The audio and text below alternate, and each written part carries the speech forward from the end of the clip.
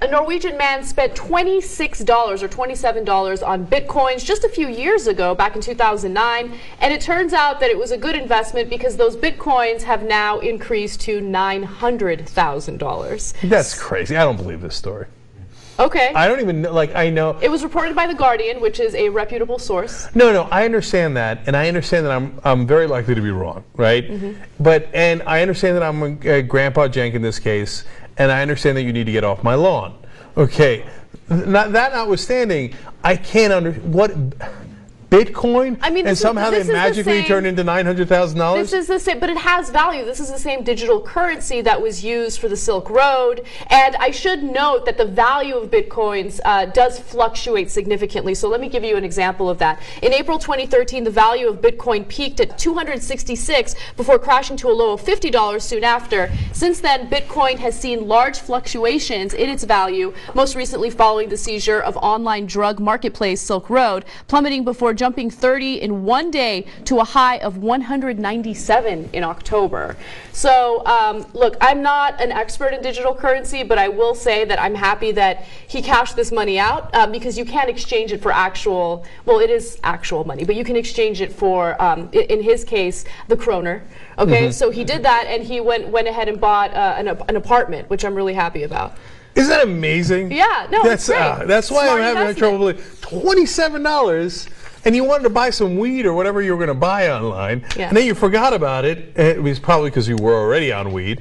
And then you wake up a couple of years later, and next thing you know, you got $900,000, and that's probably like 1 billion kroners. Yeah. Kroner, doesn't kroner sound like something related like stoner. to? Yeah, it sounds something related to drugs. Like he was probably going to buy a kroner.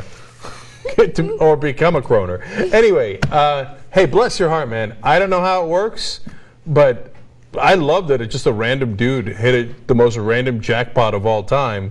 And, you know, thanks God he didn't buy what he was going to buy with the bitcoins at the time. Do you think most people, do you think most people get a chance like that in a lifetime? Maybe not to that extent, but you hit the jackpot in some way. Like, do you believe in a big break for most people? I believe in a big break. Now, that doesn't mean everybody's going to get one. I don't even know if most people get them. But look, here's now philosophy by Jane Cooper. I love it. So here's what's certain, and I believe the Chinese had this figured out about 5,000 years ago.